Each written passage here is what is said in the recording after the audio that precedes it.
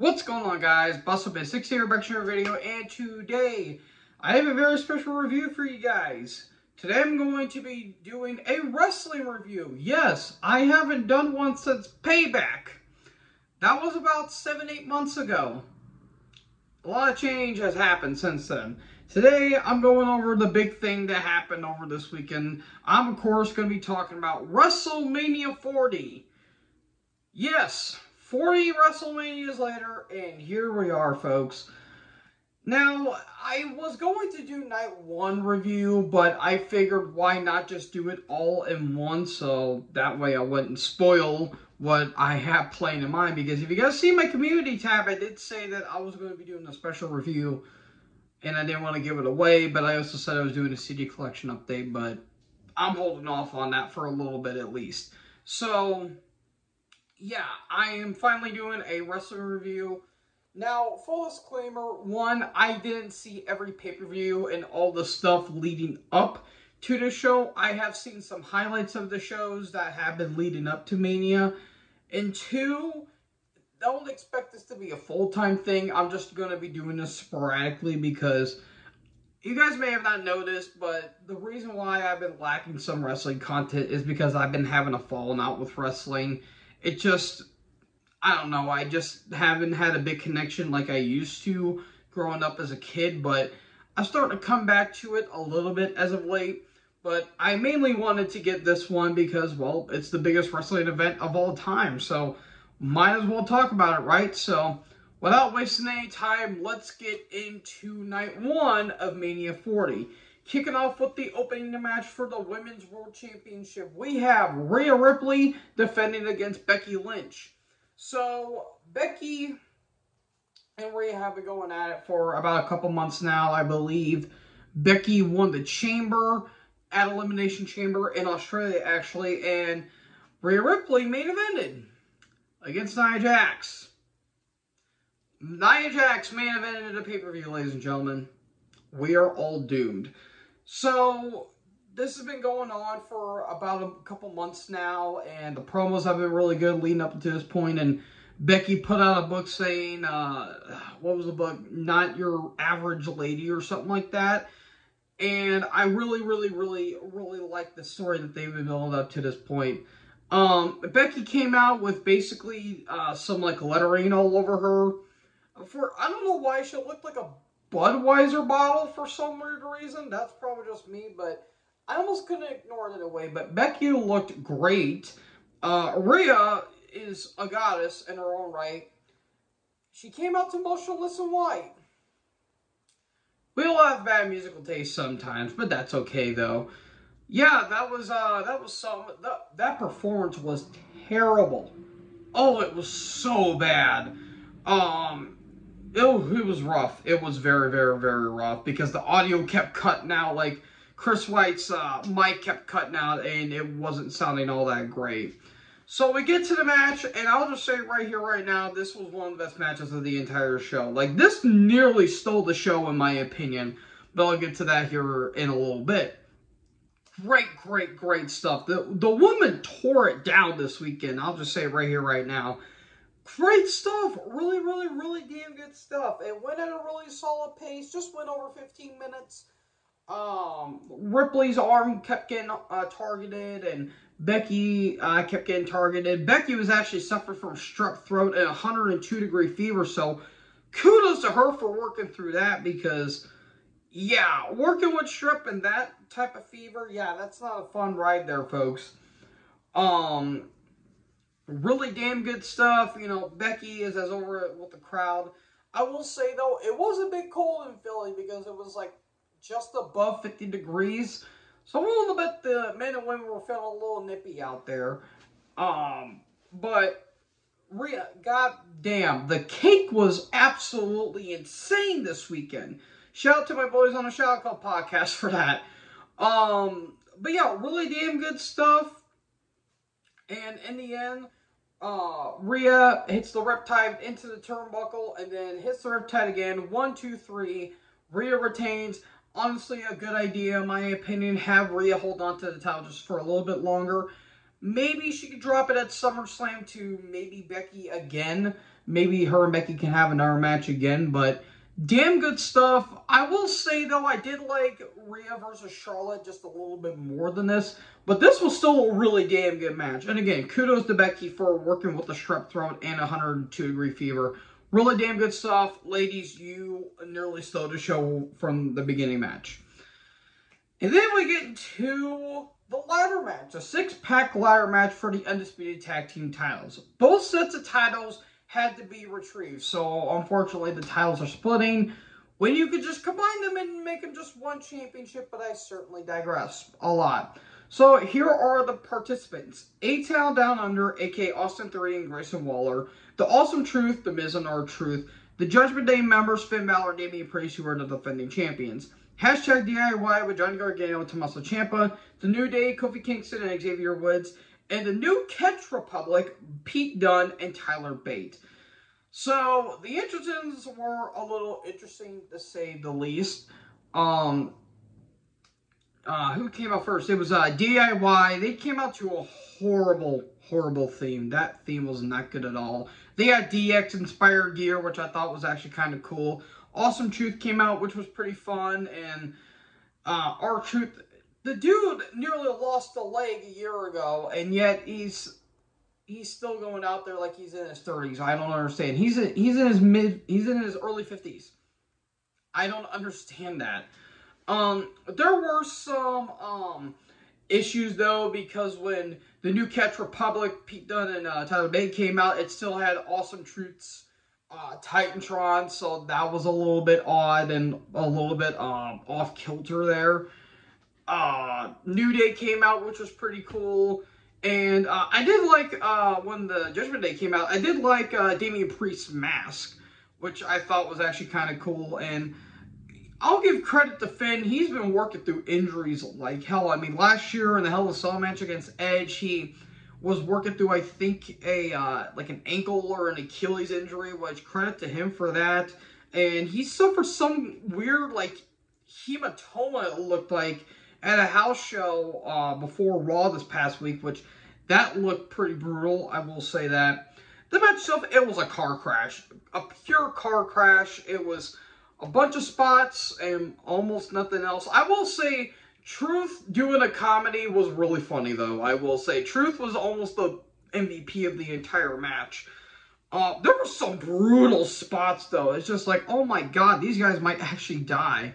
There was a point where, I'll actually get to that for a minute, but Pete Dunne was carrying Finn Balor while Finn was having a ladder on top of him, and he was spinning around in an airplane spin. That was pretty cool. Dunne and Bate did moonsaults off the ladders, which was a kind of a cool spot. And then we get to the spot where A-Town Down Under, they get the tag titles, so now they're the SmackDown Tag Team Champions.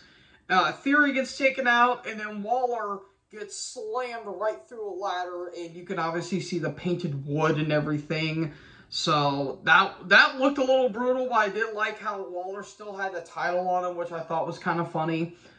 And then we get to spots where Ciampa did an airy crash to Bate off the top of a ladder. I'm shocked Ciampa's thighs were, his hamstrings didn't pop after that. And more crazy spots. There was table set up, so we obviously know where that spot was going. I thought Truth was going to go through him because JD McDonough showed up. The ladder that they were on was really scary because that thing was bent as hell, and even the referee Jessica Carr, she was like, "Hey Priest, that thing's not gonna work all that well, so you might have to get a different ladder." So eventually they did.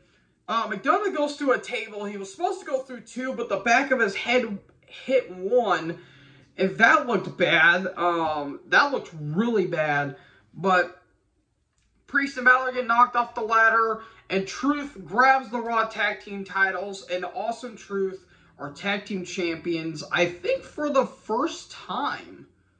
Yeah, because they almost won the tag titles back when they were actually teaming back in 2011, I believe. And they nearly won the tag titles there, but this is the first time they actually won the tag titles. You know what? Good for Truth, man. That Truth has earned it. Like, again, he's in his early 50s, and yet this dude has not aged in like 20 years. I swear, he has found the fountain of youth, and we just haven't found it yet. So, it was a car crash, but it was entertaining. I'll give him that. But it's not a match I'm going to go back to anytime soon. But credit to everyone not dying in this match, especially McDonough. I hope he's okay. But yeah, it was entertaining for what it was. And all in all, solid match. And then we get to the tag match between Rey Mysterio and Andrade with the LWO, aka the Latino World Order, Carlito, Cruz del Toro, Joaquin Wilde, and Zelina Vega versus Santos Escobar, Dirty Dominic Mysterio, with Legado del Fantasma, Angel Garza, Humberto Carrillo, and Electro Lopez. Yes, please. This feud has basically been going on for about, I'll say about 7 months at this point, because Santos turned his back on Rey, and everyone's been turning their back on Rey, and then Del Toro, Joaquin Wilde got kicked out, and Humberto and Angel came into Legado del Fantasma, but then Carlito starts showing up around, and this was initially supposed to be Rey and Dragon Lee, but Lee got attacked last night, and Andrade was like, well, I'm here, might as well have a Mania payoff, and that's basically what they did here. The match itself happened. It wasn't bad. This just felt like a SmackDown match, in my opinion. It was nowhere near as good as Rey and Dom was, but they had to basically top themselves in order to do that. Wilde got a huge springboard salt onto everyone on the outside. That was pretty cool. But then we get to the end of the match where these two huge masked men come out of nowhere, prevent Dom from getting the chair, which sent him to a double 619.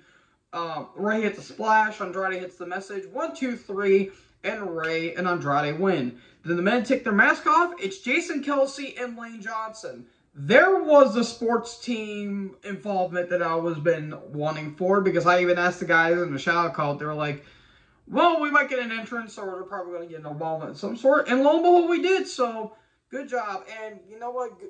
Congrats on Kelsey and Johnson for announcing their retirements. Both men earned it, in my opinion, but I'll talk about that when I get to my NFL videos here in the near future. So it wasn't bad, but it just felt like a SmackDown match, if anything. But I will say, Elektra, yes please. And then we get into the brother versus brother match. Jimmy Uso versus Jey Uso. Feud's been going on since SummerSlam, where Jimmy cost Jey the Universal title. And it's been going on ever since. And Jimmy's been costing Jey all these matches. He eventually cost him against the match with Gunther for the IC title. And Jey's like, you know what? I've had enough. You're supposed to be my brother. You're supposed to be family. Let's have a match at Mania. And they did here. I mean, it was better than the Hardys match at Mania 25, but that didn't have to, they didn't have to do all that much. It wasn't bad. It just felt like I just wasn't personally invested in it. If you guys were, more power to you, but I don't know. It just didn't do anything for me. Now, I like the Usos, don't get me wrong. I think they're a good tag team. If I'm going to knock the Bucks for the amount of super kicks they do, I got to apply it here. What's good for the goose is good for the gander, after all. They kept hitting super kicks like it was regular punches. I understand why they did it. I understand why. But it got really repetitive, and it really took me out of the match.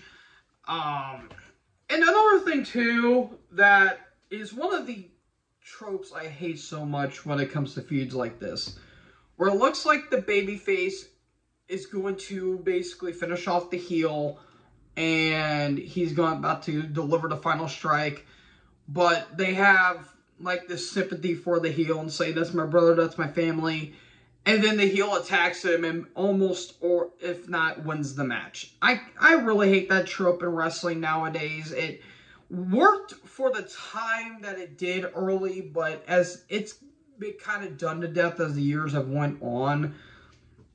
So, yeah, Jey falls for Jimmy's trap. He nearly loses, but a spear to Jimmy,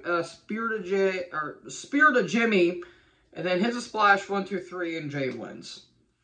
Not the only time these guys would be, not the only time these guys would be involved in the match. I'll get to that later on, but it was okay. It was probably my least favorite match of the entire, of all of night one, but I just didn't care for it in the outset of things. It was a match that just happened.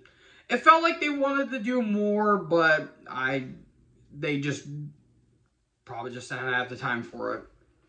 And then we get to the 6-woman tag match. We have Damage Control of Dakota Kai, Asuka, and Kairi Sane versus the Big Three, as they're, I guess, called, Bianca Belair, Naomi, and Jade Cargill.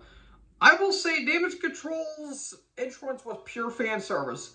Pure fan service. Not that that's a bad thing, because everyone looked great in this match. Everyone did. I'm not just talking about in-ring wise, but my God, the looks, chef's kiss. Especially Jade. Good Lord, Jade looked great. I like the entrance that they gave them. Like, it kind of reminded me of what Becky, Trish, and Lita did last year at Mania, where it was like these superheroes coming out of the shadows. That's what it reminded me of them here. Naomi, I really liked Naomi's hair where she had Mania written on it. That was really nice. Bianca looked great as always. I don't know what kind of visor she was wearing. I don't know what she was wearing, but it looked a little off-putting. So the match happened. Basically, the whole antithesis of this match was the big hot tag to Jade. And that's basically all what they were wanting. Women put on a very solid match, very solid pace. And match was solid. Honestly, a pretty solid match. Again, it wasn't bad. It wasn't great. They did what the limited time they did, because this was actually the second shortest match of the entire weekend. I'll get to the shortest here in a minute. But women did really well. Asuka and Kairi did really nice. I like how Asuka was dancing with Bianca's theme, being so unserious, which was pretty funny. So you have that. But eventually, hot tag to Jade. She's just coming in like a house of fire. And eventually, she hits Dakota with the Jaden. And she gets the pin that is making everyone egregiously horny on Twitter. And there you go. And I will say, or not Kairi saying, Kairi looked great too, but damn, Dakota, you're making me feel things, I swear. She almost looked like she had JC James gear for some weird reason, but you know what? I'm not complaining either way. Good job, ladies. You did really good here, and they made Jay look like $1 million. They utilized her way better than AEW, at least. So, we get to the semi-main event. For the Intercontinental Championship, we have Gunther versus Sami Zayn. So Gunther has been the longest reigning Intercontinental Champion at this point, surpassing Honky Tonk Man's record. Meanwhile, Sami, he was part of a gauntlet match they had on Raw, where it was between him and Chad Gable, down to the final two. And Sami won, but Gable's shoulders weren't down. And everyone was speculating that it was going to be a triple threat, but the referee's decision was final. And Sami was going to face Gunther for the IC title. And Gable has been kind of this mentor, basically like Rocky and Rocky 3, essentially. So, you have that going on, and KO was supported a Terry Funk shirt saying, "This is your moment, go out there and win the title." Sami's wife and son was there. The son looked like he didn't want to be there. He looked very confused. But then again, isn't his son like 4 or 5 years old or something like that? But regardless, I'm willing to bet he was happy to be there, but he's probably too young to realize what was actually going on. But that happens to a lot of us. We get the match. I'll say it right here, right now. This was the best match of night one, in my personal opinion. This match was fucking amazing from start to finish. This was a fantastic match all the way through. Instead of Rocky 3, this felt like Rocky 4 in a way, with Drago and Rocky going at it, except it's not the U.S. and Russia about to have a war if Rocky lost. Rocky 4 was such a dumb film, but I liked it because it's a guilty pleasure. And instead of U.S. versus Russia, it's Austrian versus Syrian. Anyways, geological facts out of the way, this match was so damn good. So damn good. I highly recommend you guys go out of your way and seeing this. 15.5 minutes. I'd say that was a perfect pace. Sami being the ultimate underdog in this match, taking on this behemoth of a dude, essentially, who's basically mowed down everyone that has been in his path. And what we got is, in my opinion, top 5 IC title match, possibly in WWE history. Not just in WrestleMania, possibly in WWE history as a whole. This match was so damn good. Gunther with those loud chops. His chest was actually a little more red than Sammy's, oddly enough. And actually, really quick, shout out to Tom Grassi because he was there at the event as well. So, hi Tom, if you're watching this by happenstance. He was actually near the front row, and he recorded the chops that Gunther was doing. Those chops do not do service for how loud they are in real life, and not just on TV. Like, they are loud, and they are loud, not just on television, but in life as a whole. So, yeah, that's saying a lot, but Gunther was just being the smirky heel with the shit-eating grin on his face. Just basically taunted Sammy's wife in front of him. And Sammy's wife saying, no, it's over. Come on, Sammy. Come on, and all that stuff. I thought he was actually going to go after Sammy's wife first. Like, I'm like, oh shit, that might not be good. But Sammy had that never say die attitude. 5 power bombs were done. Normally it would take 2 for someone, but Sammy kept kicking out. Gunther was getting a little stressed about it. He's like, what the fuck do I do to take this guy down? And he's throwing everything but the kitchen sink at him, but to no avail. 3 splashes. Looks like it's all well and done for Sammy, but no. Sammy starts basically twitching, because that was a callback to when he was actually El Generico in the early days of PWG. And he's basically hulking up. He's getting the crowd on his feet. Gunther doesn't know what to do. On the top rope brainbuster on the turnbuckle. That's what he did when he was El Generico. 1 haluva kick, 2 haluva kicks. Sammy pins. 1, 2, 3. Sami Zayn does it. He has conquered the beast, and not Brock Lesnar. That was actually supposed to be the match that we were going to have here, but due to off-field stuff, if we're talking about NFL terms, let's say Brock got into some weird business. Take that for what you will, and we actually got Sami and Gunther here. But this match was incredible. 666 days was Gunther's title reign. Absolutely spectacular. Spectacular throughout. Yeah, this match was phenomenal. Really, really, really damn good match. I would say top 3 in Mania history. Like, this was up there with, like, Savage and Steamboat from 3 and Razor and Shawn from 10. It's like, up there. It's really up there. And I would say this was probably a little bit better than Gunther versus Sheamus and McIntyre from the previous Mania, because that match was awesome too, but I think I like this a little bit more. And I even said this, Gunther has not had a bad match on the main roster. Even his squash matches mean something. This man, they are doing right by him. They have not squandered him at all, and I don't think they will anytime soon. They have done damn near perfect when it comes to booking Gunther. Like, you get as perfect as you can possibly get. But the question is, what do you do with him now? I'll get to that when we get to night 2, but phenomenal match. My favorite match of night 1. But then we get to the main event, which was the Bloodline, The Rock, aka the Final Boss, and the Tribal Chief, Roman Reigns, with Paul Heyman versus Cody Rhodes and Seth frickin' Rollins. Oh boy, where do we begin with this one? So basically, we have to go all the way back to the previous year's Rumble. Cody Rhodes won by eliminating Gunther, and got to face Roman at Mania 39.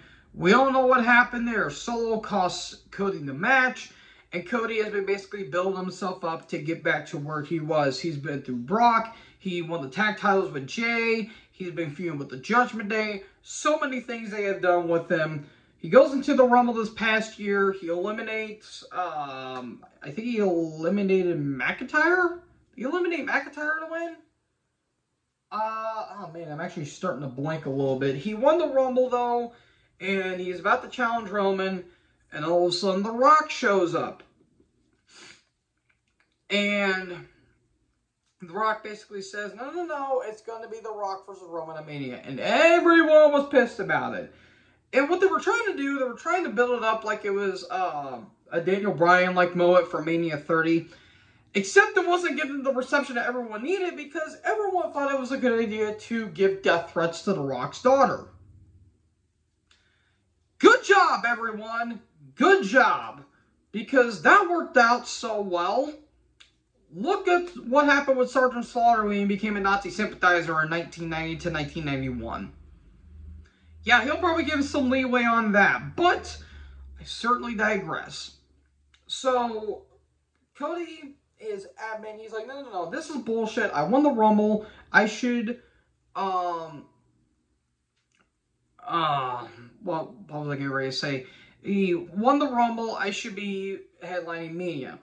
And The Rock is just being an ass throughout the entire thing. And I will say, this version of The Rock was fucking phenomenal. I'm actually kind of mad we did get a lot more of him, but then again, he's going to be filming in about a few months, but this was absolutely spectacular throughout. He was just being such a dick the entire time with all of these vignettes that he was doing, like all these promos he's cutting.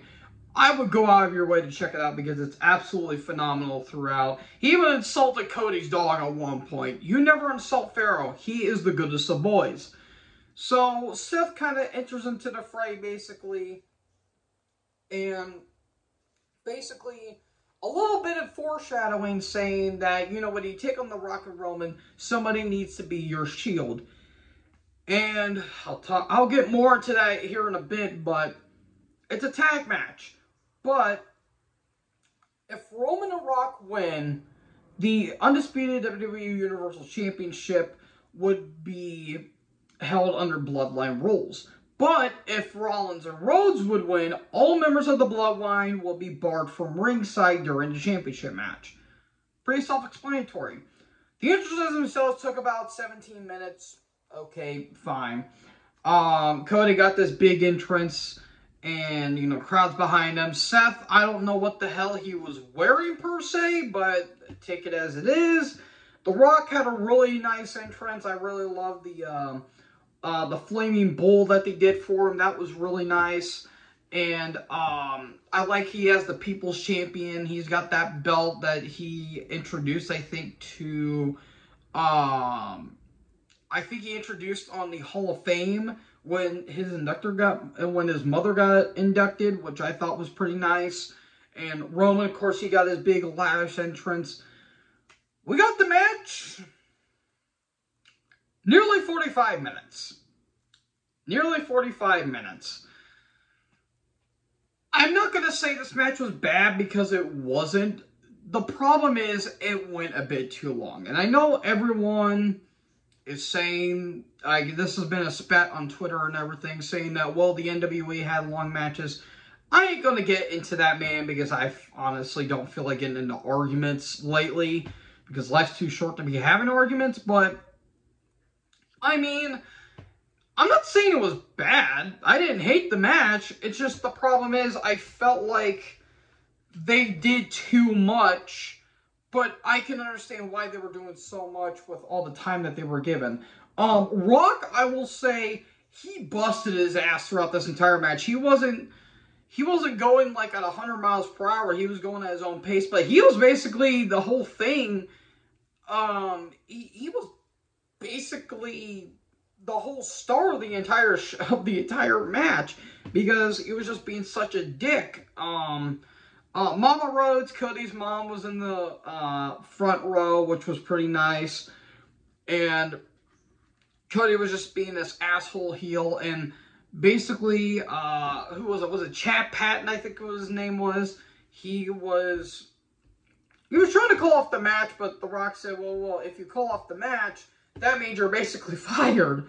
So, I mean, there you go. Was it Chad Patton? No, it wasn't Chad Patton. I'm actually trying to remember.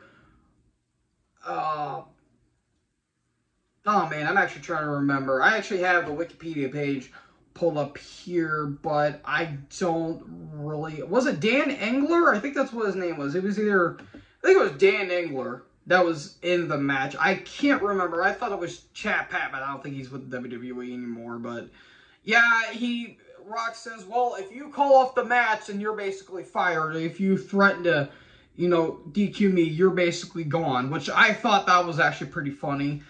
So we got a lot of spots. Rock was targeting Cody the entire time. Seth's knee was getting targeted, which I'll get to Seth when I get into night 2, but yeah, Rock and Roman, they were doing their own shtick essentially. Cody and Seth, they try getting one up on Roman, and especially The Rock. We get a point towards the end of the match where Cody rock bottomed The Rock to the announce table. Then 2 seconds later, Rollins gets speared through the barricade. And Roman accidentally spears Rock at one point. We thought that was going to be the finish with a double pedigree, which Rock's arms wasn't all the way up, and it looked pretty shitty. But, I mean, that's neither here nor there. It was better than the Rock sharpshooter, I'll say that. And then that wasn't the finish. It went on for, I think, another 15 minutes. And then Cody looks like he's about to get the win, but Rock whips him with the belt. Cody gets hit with a spear. 1, 2, 3. Rock and Roman win. That means it's bloodline rules for night 2, and Cody is full on screwed. That was basically it. That was basically it. I wasn't going to get into further detail with it. It wasn't a bad main event. It's just, I know everyone's going to make an argument against me, and it's going to make me look like an ass and make me look stupid, even though I make myself look stupid.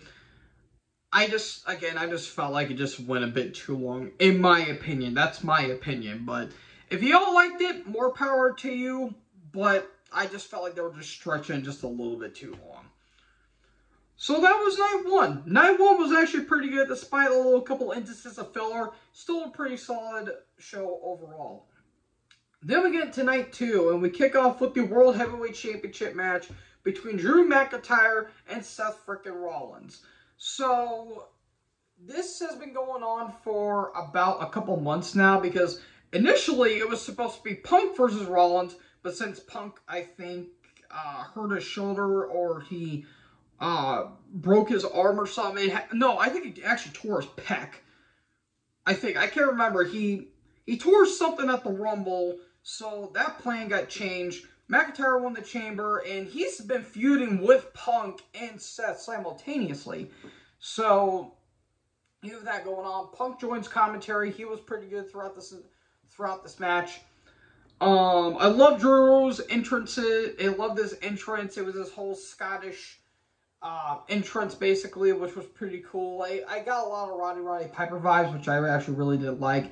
And Seth comes out with this Mardi Gras. I don't know how a Mardi Gras happens in Philly, but I certainly digress. So the match happened, and immediately Drew hit Seth with a Claymore kick.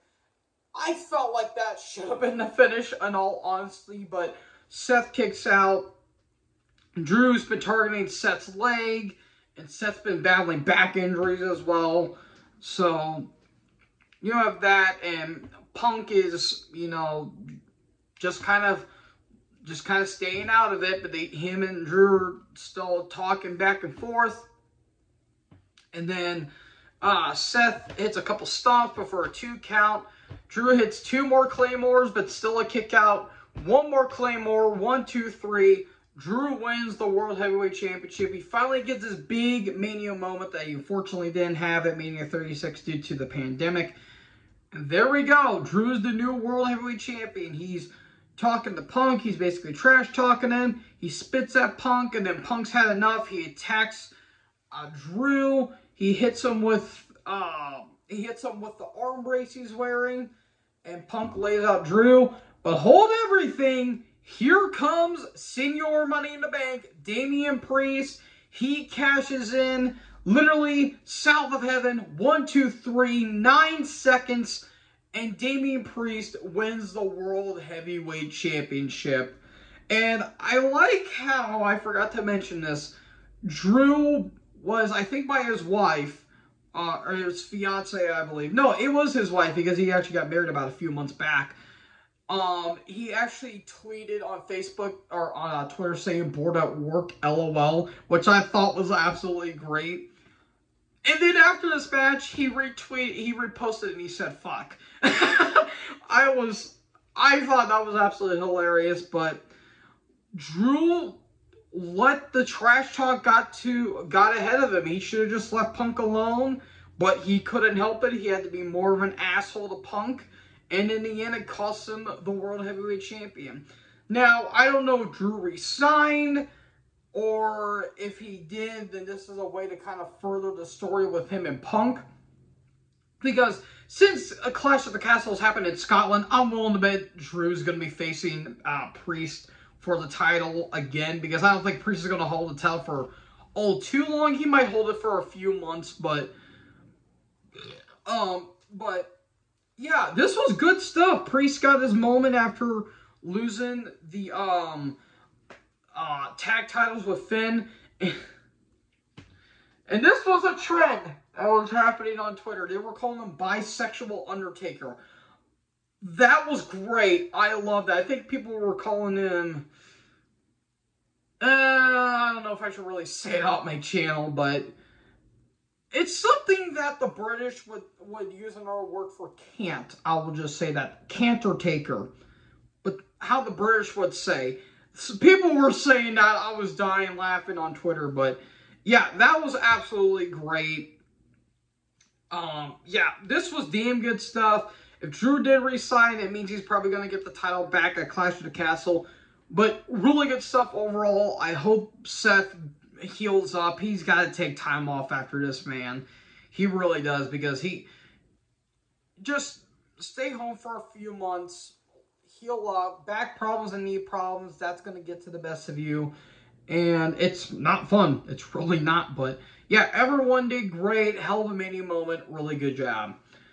And then we get the Philadelphia Street Fight with the pride of the Street Profits of Angelo Dawkins and Montez Ford and Bobby Lashley with B-Fab versus the Final Testament of Karrion Kross, Aikman Razar with Scarlett and Paul Ellering. I did like how Scarlett had a little bit of a Road Warrior vibe to it, which I thought was pretty cool. Bubba Ray Dudley was a special guest referee. He looks like Alex Jones. That ain't Alex Jones. I can't unsee it now. Snoop Dogg joined commentary, and I'll just say this right here, right now. Give Snoop Dogg a full gig on commentary. His commentary was fucking gold throughout this entire show. Or throughout this entire match. And then the match happened. Like I said, with the tag match between Rey and Andrade and Dom and Santos, this easily could have been on SmackDown. This could have been on SmackDown. You wouldn't have missed anything. Snoop kept saying, "Watch your back," which I thought was hilarious. He was talking mainly throughout the entire show, along with him and Corey. And Corey Graves, being a smart individual, he says this is the first Mania that Paul Ellering was ever in. No, he wasn't, Corey. He was part of Mania 8. You idiot. But there were spots that happened. B-Fab and Scarlett went through a table. I hope they're both okay, because that did look a little brutal. And Dawkins was going to, Ford was going to splash Cross through a table. But they put Cross on a table with the table buckled and broke immediately. And a splash 1, 2, 3. And they did the Devon thing with, Devon get the tables. Bubba had the glasses on. And Snoop goes, put your glasses back. Take your glasses off. Don't put those glasses on. Damn it, Snoop. I'm willing to bet he had no idea where he was at, but that was fucking hilarious. So, yeah, it was a match that happened. I will certainly say that. It was probably my least favorite match out of the entire Mania shows, per se, because it was the one I didn't have any interest in, but it wasn't bad. It just existed. But I'm glad Lashley got to be on the Mania card, unlike he did last year. But granted, he was supposed to take on Bray, but Bray unwillingly was suffering health issues, and, R.I.P. to Bray. So, at least Bobby was on the show. Not much I'll say. Then we get LA Knight, versus AJ Styles. So, this feud's been happening basically towards the tail end of 2023 into 2024. They were part of the four-way with Roman and Randy at the Rumble, and they've been basically feuding ever since. There was a point where both of them got arrested, and it looked pretty bad. It didn't look that good at all. The match itself was actually not bad. It was a pretty solid match, all things considered. Styles was going to debut new music. It was fucking atrocious. Def Rebel should be ashamed of themselves. They need to be fired for that music. We couldn't get the original Evil Ways that he did in TNA. We didn't have a shittier version here. I'm just saying. But Knight was over with the crowd.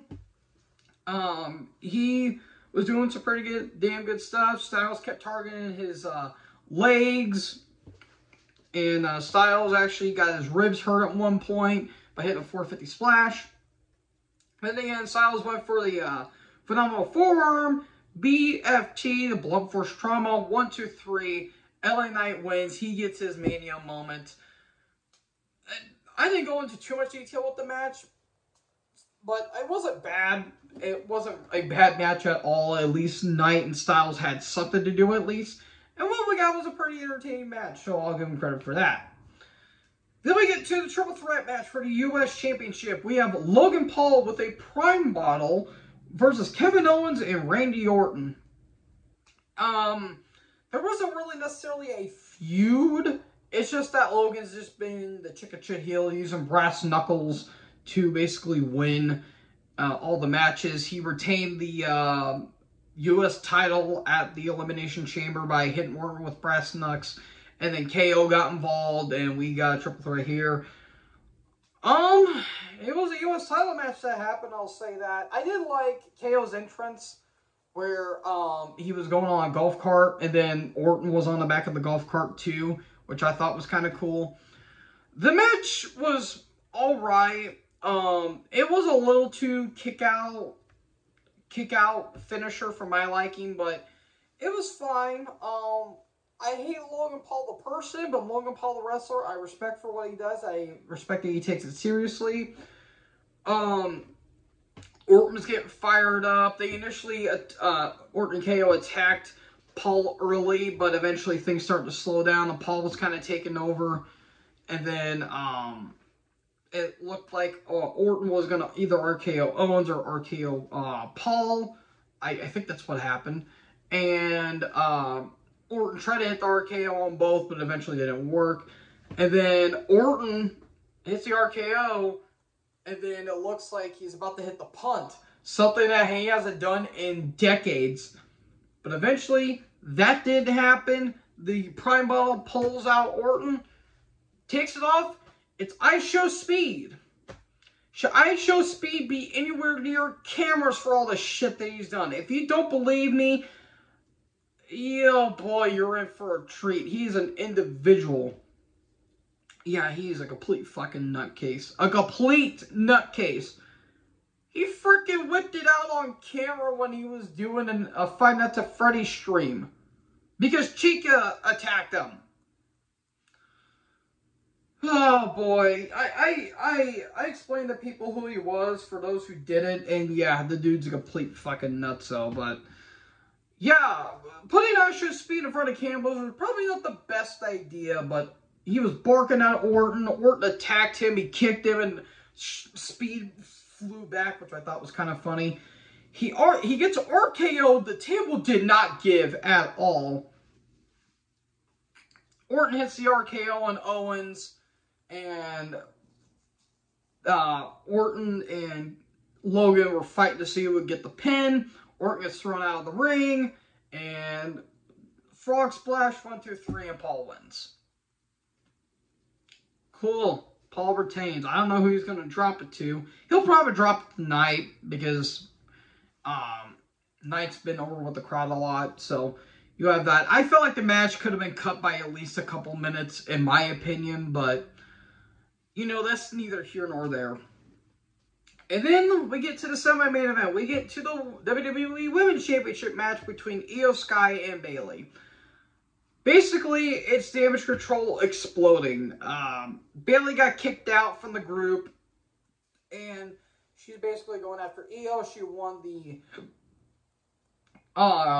won the Rumble, which ultimately led to her betrayal, and she's going after Io Sky, and Sky's entrance was great. Bayley's entrance was fucking godly, but that's Bayley for you. So, we get the match. Phenomenal match. The women killed it on this Mania. I will say, I think this may have been better than Rhea and Becky. By a freaking pube here, at least. But, great stuff. I will say, I felt like the match could have maybe went a couple minutes, just a little bit longer. But, almost 15 minutes. Really damn good stuff. Io was doing really good stuff. Bayley was getting targeted throughout the entire match. There was a really nice sequence, like near the towards the end, where Bayley gets hit with the moonsault. Then it looks like she's about to hit with the top rope moonsault. Io goes out of the way. Bayley looks like she's about to hit the rose plant. Somehow, Io springboard, like, almost cartwheels out of it, and Bayley hits her with a clothesline. That was great shit right there. Really damn good stuff. And another thing I want to talk about really quick, too. Shout out to George Kittle. George Kittle was actually in the stand as well, so that was pretty cool. And back and forth they go. Eventually, Bayley hits Io with the rose plant. 1, 2, 3. Bayley wins the Women's Championship. Huge moment. Crowd was over as hell for that. Really damn good stuff. Io had herself a pretty good reign, in my opinion. And just all in all, really damn good stuff. And yeah, Bayley's a champion yet again. I don't know if she'll hold it for too long. She might drop it to someone at SummerSlam. But very damn good stuff. Again, the women absolutely killed it. Really, really good stuff. But then we get to the main event. We have Cody Rhodes versus Roman Reigns with Paul Heyman in a Bloodline rules match for the undisputed WWE Universal Championship. So earlier in the show, Paul was getting interviewed and basically saying, what's a Bloodline rules match? Basically anything goes. No DQ, no count out. Anyone can interfere. And bring on all the interference, essentially, because we all knew we were going to get that. Now, shockingly, two things happened in this. One, I'm actually shocked this was a little shorter than I thought, because by the time the entrances were done, and by the time the match started, it was 9 o'clock, and I'm like, oh shit, this thing's probably going to go for about an hour and a half. That did not happen, shockingly enough. Cody's entrance was cool, I guess. The mask he wore was a little goofy, though. He kind of looked like Skeletor for some weird reason. And Brandy was there. Yay! Roman's entrance was great, too. Basically, what he had last year with the choir and with the drums and all that stuff, that was really damn good. This match only went for like 33 minutes. I thought they were going to go at least 50. But they didn't, and I will say this match was really good pace-wise, because, what's the word I'm looking for? Because, we thought this match was going to be a little more slower than it was, but this match was actually actually in the second gear a little quick. Like, they didn't use a lot of weapons, like they teased using a, table, and you could see one of the Usos that was under the ring. Good job, guys. But Roman said, no, we ain't going to be doing that. Cody's belt was going to get used at some point. I think a chair got involved. There was a suplex on, like, one of the stage parts, which was pretty cool. Like, I'm shocked they limited the amount of weapons. And I'm actually kind of glad they did, because I mean, we just had a street fight earlier in the show, and Logan Paul used brass knuckles. It would have been overdone if they would have brought in like 30 tables and stuff like that, but that's just me. So, At one point, Roman used not the Cody cutter. That would have been kind of funny in reality. He hits the crossroads for a 2 count. Cody hits a spear on Roman. And Cody, he's going for the trifecta with the 3 crossroads. He gets 2. Here comes Jimmy. He hits a super kick. And Roman is slow to get on his feet. And it looks like all thing is doomed for Cody. But here comes Jay. He goes after Jimmy. He hits him with a super kick. And they both go crashing through 2 tables off the stage. That looked brutal because it looks like one of them hit their head off the concrete. And then, again, Cody's going for the trifecta, but here comes Solo, Samoan Spike. 1-2, kick out, spear in the Spike, but Cody keeps kicking out due to pure adrenaline. In my soul, something, Cody Rhodes. And Solo is thinking, what the hell we should do? But here comes Cena.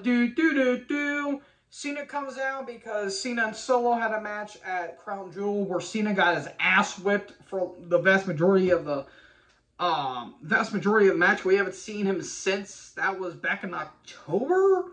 Was that back in October? I can't fully remember. But Cena hits an AA to Roman. And then he hits a AA to Solo through a table. And Solo's taken out of the match.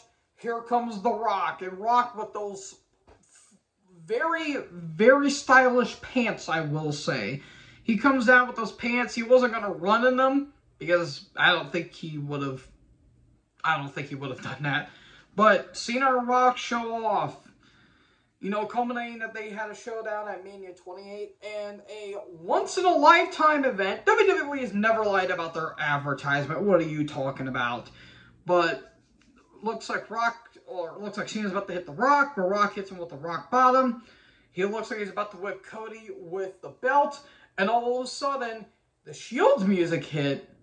And I thought Moxley came back, but it turns out that didn't. Seth was about to attack The Rock, but Roman hits him with a Superman punch. And I'm thinking to myself, Seth, just lay down, please. You're pulling the Foley from King of the Ring 98, my good sir. Granted, you didn't go through all the shit that Foley went through that match against Taker, but good God, man, you have a bad back and you have a hurt knee. Just get some rest, please. But you have that, and Seth's basically dead at this point. And then, again, Rock looks like he's about to hit Cody with the belt.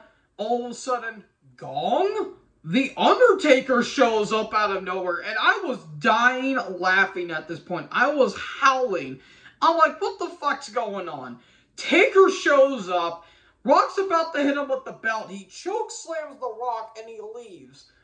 And I'm thinking to myself, what was the Undertaker's involvement? And I think it was clear that was supposed to be for Stone Cold Steve Austin, but I guess Austin couldn't make it, or I don't know what happened. We're probably going to get some clarification on that, maybe by Triple H.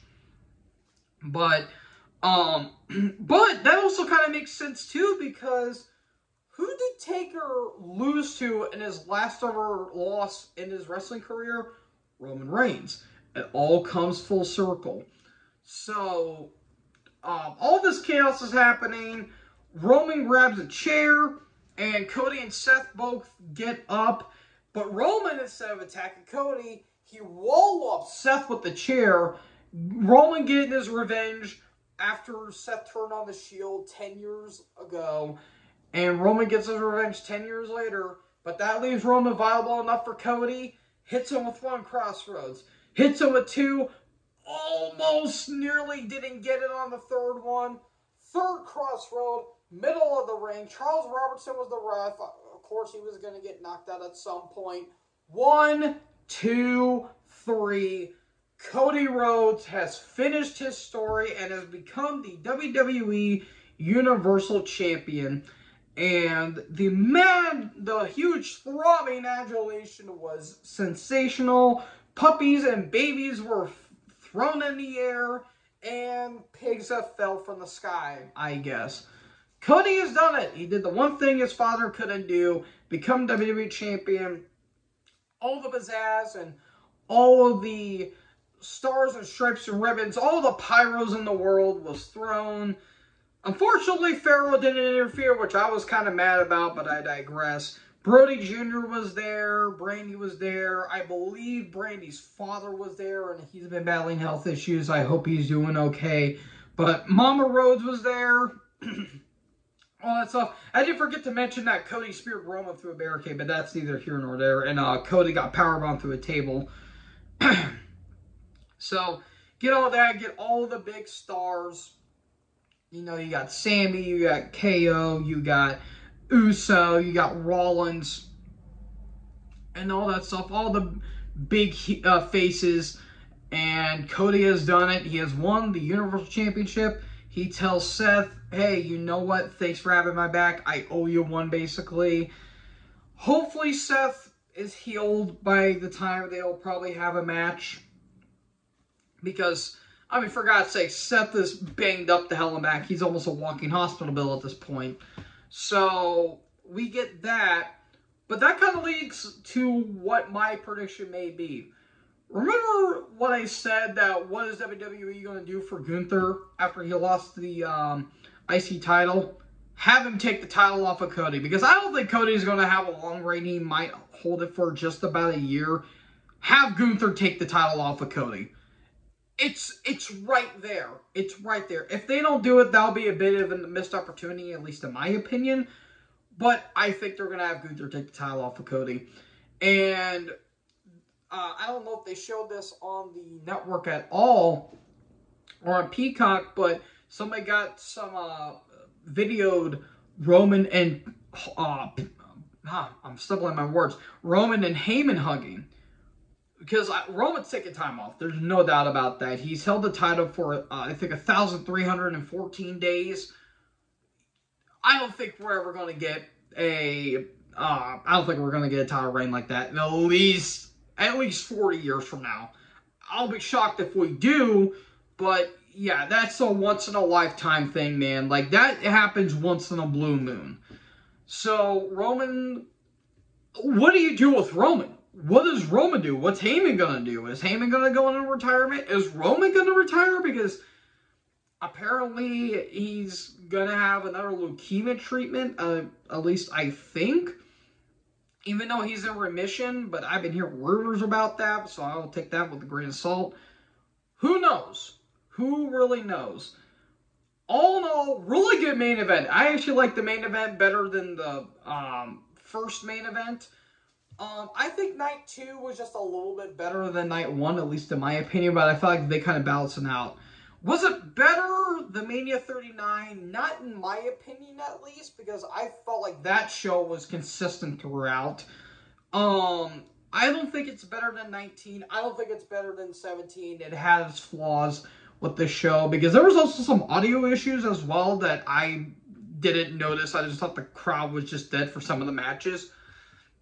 So, yeah, take that for what you will. But all in all, really good Mania, really damn good main event.